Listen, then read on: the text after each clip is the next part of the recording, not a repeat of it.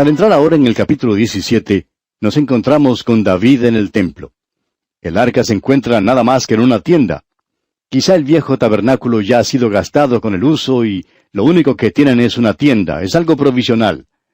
Al leer los primeros 2 versículos de este capítulo 17, usted va a darse cuenta que ya hemos visto esto en el 7º capítulo del 2º libro de Samuel. Leamos pues estos 2 primeros versículos del capítulo 17 del primer libro de Crónicas. Aconteció que morando David en su casa, dijo David al profeta Natán: He aquí yo habito en casa de cedro, y el arca del pacto de Jehová debajo de cortinas. Y Natán dijo a David: Haz todo lo que está en tu corazón, porque Dios está contigo. Simpatizamos mucho con Natán. Él hizo lo que pensó que era lo más apropiado, la cosa más correcta. Pero aquí vemos que un Dios privado es algo incorrecto. David dijo: Quiero edificar una casa para Dios. Yo estoy viviendo en una hermosa casa, un palacio, y cada vez que salgo y miro desde el monte Sión, veo esa tienda allá abajo. Puede ser que durante la noche hubiera llovido, y David hubiera dicho: Anoche oí el golpeteo de la lluvia en el techo, y pensaba en el arca. Quiero hacer una casa para Dios. Dios dio crédito a David por eso. Leamos los versículos siguientes. Versículos 3 hasta el 5 de este capítulo 17 del primer libro de Crónicas. En aquella misma noche vino palabra de Dios a Natán diciendo: Ve y di a David mi siervo, así ha dicho Jehová, tú no me edificarás casa en que habite, porque no he habitado en casa alguna desde el día que saqué a los hijos de Israel hasta hoy. Antes estuve de tienda en tienda y de tabernáculo en tabernáculo. Ahora Dios tuvo que corregir a David. Dios siempre se identifica con su pueblo, y es por eso que Él tomó sobre sí mismo nuestra humanidad. Él siempre se ha identificado con su pueblo.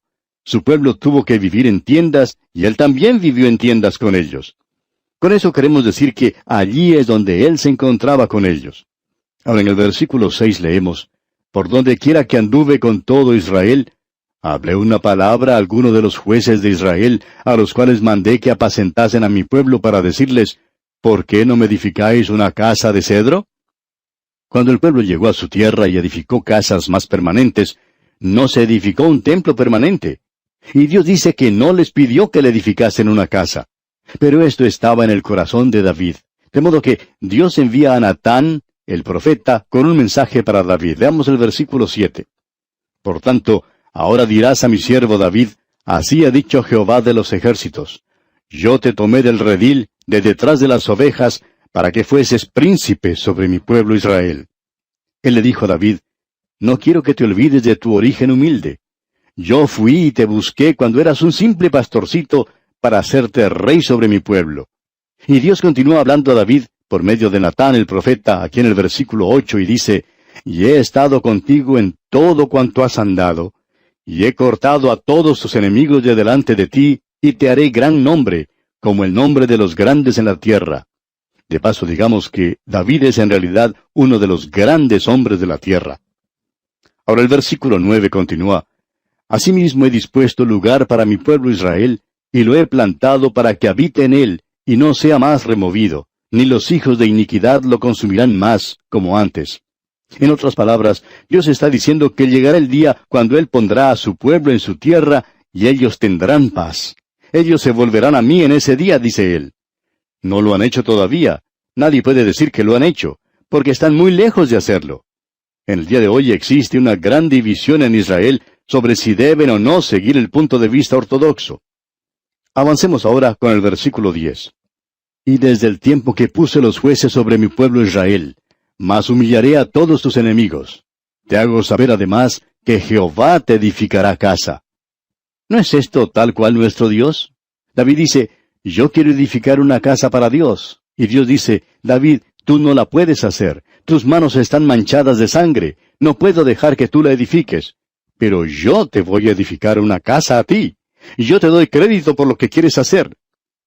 David tenía en su corazón el deseo de edificar una casa para Dios, pero Dios dice: Yo te edificaré a ti una casa. Escuche dónde pone el Señor el énfasis aquí en los versículos 11 y 12. Y cuando tus días sean cumplidos para irte con tus padres, levantaré descendencia después de ti, a uno de entre tus hijos, y afirmaré su reino.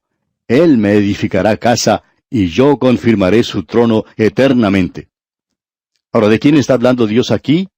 Bueno, abra su Biblia en el primer libro del Nuevo Testamento y lean el capítulo 1, versículo 1 del Evangelio según San Mateo. Los dos grandes pactos que Dios hizo tienen que ser cumplidos en Jesucristo. Escuche lo que la Biblia dice ahora en el siguiente párrafo, aquí en el capítulo 17 de este primer libro de Crónicas, versículos 13 y 14.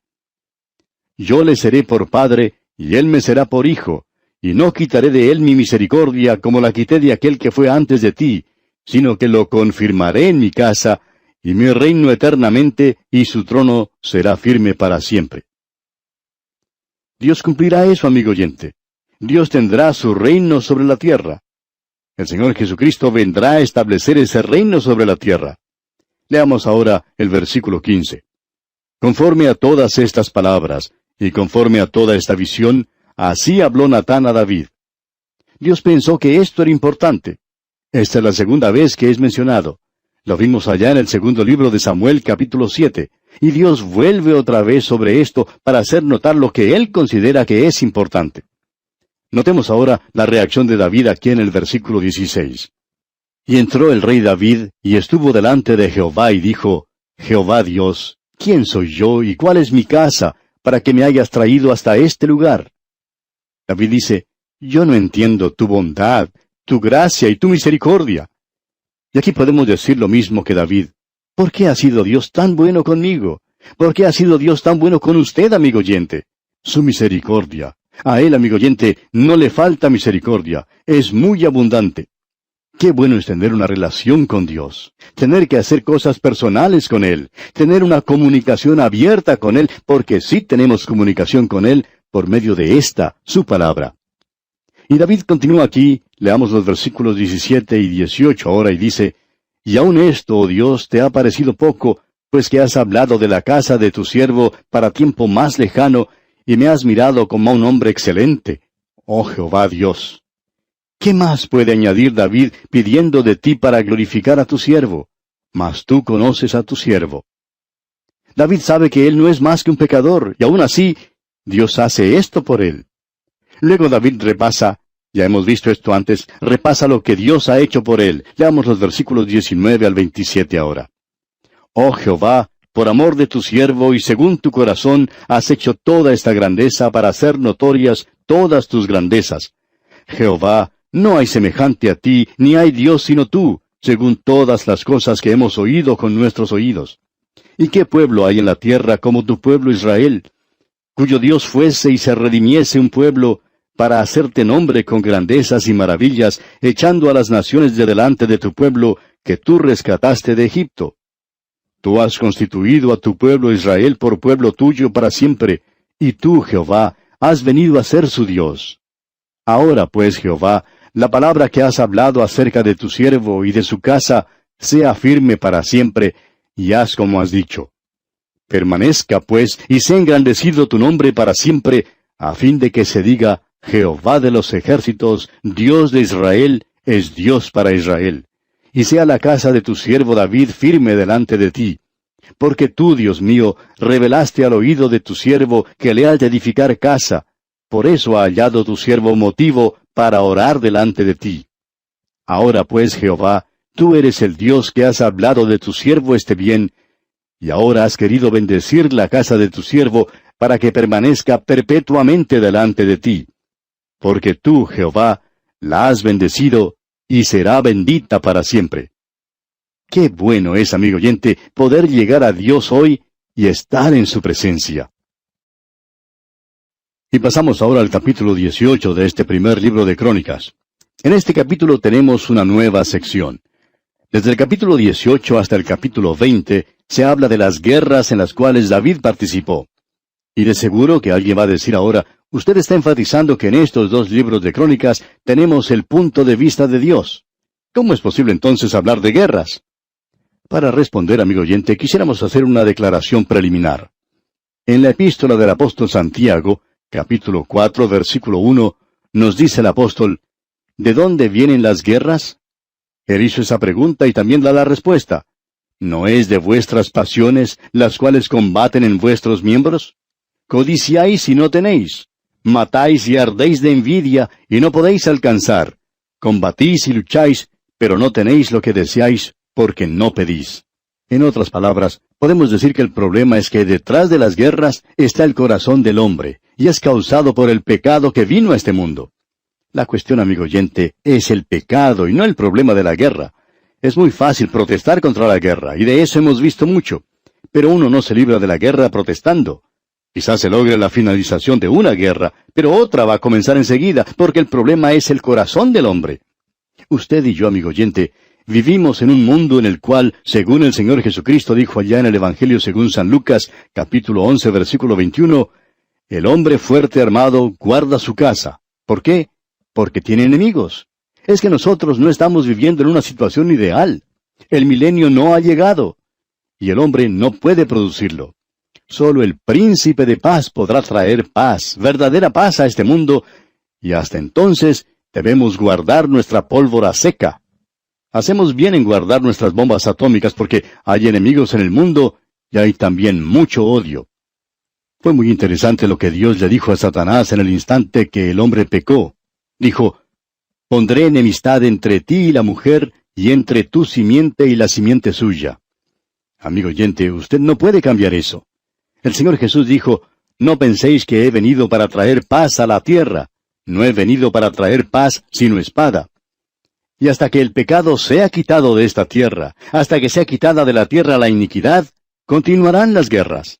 Las guerras son solamente el síntoma. La enfermedad es el pecado, y ese es el problema. Dios enfrenta al pecado. David es un hombre a quien Dios ha bendecido, y como resultado hay enemigos a su alrededor. Mientras él era un pequeño rey, el rey de una tribu, no le prestaban mucha atención. Pero ahora tiene problemas. Y Dios nos hace saber que Él tomó nota de que aún el reino de David estaba en un torbellino cuando había guerra. Y que nosotros no debemos descuidarnos y que debemos cerrar bajo llave nuestras casas.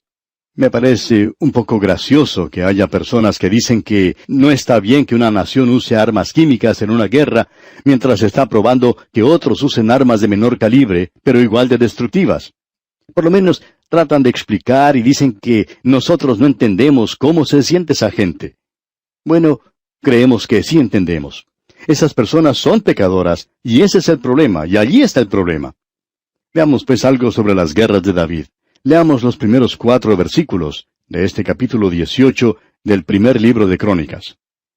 Después de estas cosas, aconteció que David derrotó a los filisteos, y los humilló, y tomó a Gad y sus villas de mano de los filisteos. También derrotó a Moab, y los moabitas fueron siervos de David, trayéndole presentes. Asimismo derrotó David a Hadadezer, rey de Soba, en Hamat, yendo éste a asegurar su dominio junto al río Éufrates. Y le tomó David 1000 carros, 7000 de a caballo, y 20,000 hombres de a pie. Y desjarretó David los caballos de todos los carros, excepto los de 100 carros que dejó. Ese es el botín de guerra. ¿Por qué se deshizo David de esos caballos? Porque Dios le había dicho al rey que nunca debía multiplicar ni caballos ni mujeres, aunque más tarde su hijo Salomón multiplicó ambas cosas. Una de las cosas más prominentes encontradas en las ruinas de Megido, en la llanura de Esdraelón, son los establos que tenía el rey Salomón. Allí es donde él guardaba sus caballos. También se pueden encontrar en Jerusalén. Él los tenía por todas partes. Y Salomón se había dedicado a ese negocio. Pero David no lo hizo. David quería fervorosamente obedecer a Dios. Pero era también un poco exaltado, como veremos más adelante. Pero vamos a detenernos aquí por hoy, amigo oyente, porque nuestro tiempo ha llegado a su fin por el día de hoy. Continuaremos, Dios mediante, en nuestro próximo programa. Será pues hasta entonces que las incontables bendiciones del Señor reposen sobre usted, ahora y siempre. Continuamos hoy estudiando el capítulo 18 de este primer libro de Crónicas que comenzamos en nuestro programa anterior. Y dijimos que con este capítulo 18 comenzamos una nueva sección en este estudio del primer libro de Crónicas que se extiende hasta el capítulo 20, donde se habla de las guerras en las cuales participó David. Ahora dijimos que quizá alguien nos diga que hemos estado enfatizando que en estos 2 libros de Crónicas tenemos el punto de vista de Dios. Y quizá nos pregunte alguien, ¿cómo es posible entonces hablar de guerras? Y para contestar esa pregunta hicimos una declaración preliminar. Dijimos que en la epístola del apóstol Santiago, capítulo 4, versículo 1, el apóstol nos dice, ¿de dónde vienen las guerras? Él hizo esa pregunta y también la respuesta. Continúa diciendo, ¿no es de vuestras pasiones las cuales combaten en vuestros miembros? Codiciáis y no tenéis, matáis y ardéis de envidia, y no podéis alcanzar. Combatís y lucháis, pero no tenéis lo que deseáis porque no pedís. En otras palabras, podemos decir que el problema es que detrás de las guerras está el corazón del hombre, y es causado por el pecado que vino a este mundo. La cuestión entonces es el pecado y no el problema de la guerra. Es muy fácil protestar contra la guerra y de eso hemos visto bastante, pero uno no se libra de la guerra protestando. Quizás se logre la finalización de una guerra, pero otra va a comenzar enseguida porque el problema, amigo oyente, es el corazón del hombre. Solo el príncipe de paz podrá traer paz, verdadera paz a este mundo. Y mientras exista el pecado en esta tierra, mientras exista la iniquidad en la tierra, continuarán las guerras. En realidad, las guerras son solamente el síntoma. La enfermedad misma es el pecado, y ese es el problema. Pero Dios, amigo oyente, se enfrenta al pecado. Ahora David, dijimos, es un hombre a quien Dios ha bendecido, y como resultado hay enemigos suyos a su alrededor. Mientras él era un pequeño rey, el rey de una sola tribu, no le prestaban mucha atención. Pero ahora tiene problemas. Y Dios nos hace saber que Él tomó nota de que aún el reino de David estaba en un torbellino cuando había guerra, y que nosotros no debemos descuidarnos y cerrar bajo llave nuestra casa. Señalamos que era hasta gracioso notar que hay algunas personas que dicen que no está bien que una nación use armas químicas en una guerra, pero a la vez aprueban que otros usen armas de menor calibre, pero igual de destructivas. Por lo menos tratan de explicar y dicen que nosotros no entendemos cómo se siente esa gente. Pero, amigo oyente, creemos que entendemos. Esas personas son pecadoras y ese es el problema. Allí está el problema. Luego vimos que David tuvo una guerra con los filisteos y los derrotó y los humilló y recogió de esa guerra un gran botín. Y vimos también que desjarretó los caballos de todos los carros, excepto los de 100 carros que dejó. Y dijimos que había hecho eso porque Dios le había dicho al rey que nunca debía multiplicar ni caballos ni mujeres, aunque más tarde su hijo Salomón multiplicó ambas cosas. Una de las cosas más prominentes, encontradas en las ruinas de Megiddo, en la llanura de Israelón, son los establos que tenía el rey Salomón. Allí es donde él guardaba sus caballos. También se pueden encontrar en Jerusalén.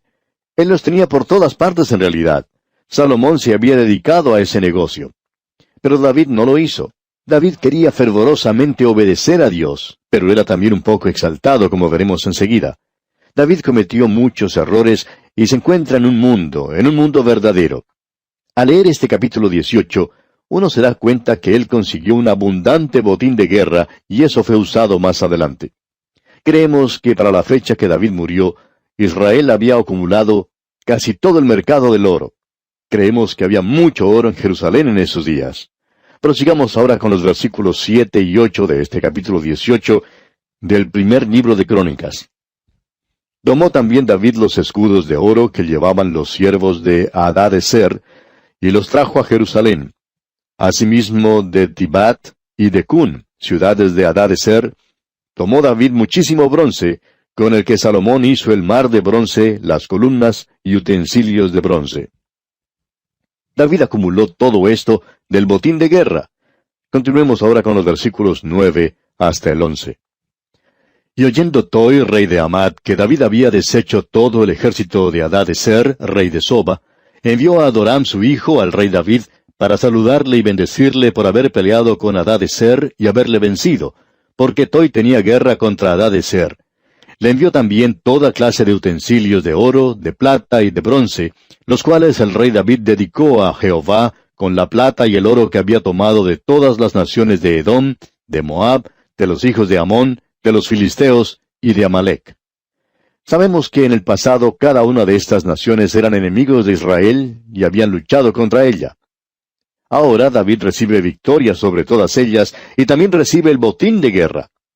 Podemos observar que para que David llegue a ser el rey sobre toda esa región, tiene que echar a todos los enemigos.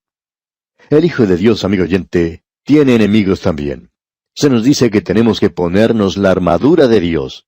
Nuestro enemigo no es un enemigo de carne y sangre. Es un enemigo espiritual. Y el apóstol Pablo nos había señalado esto. Él dijo, porque no tenemos lucha contra sangre y carne. La sangre y la carne no son nuestros enemigos, amigo oyente, sino que tenemos un enemigo espiritual.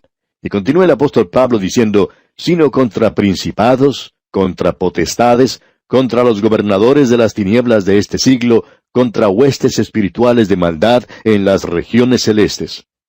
Amigo oyente, usted y yo estamos en esta situación en el mundo del día de hoy. Esa idea que algunos tienen de que el creyente puede sentarse tranquilo y pasar el tiempo sin preocuparse, haciendo arreglos con todo lo que venga en nuestra dirección, es completamente equivocada. Usted tiene que tomar una posición. En el día de hoy, amigo oyente, necesitamos creyentes que se pongan de pie y hagan algo.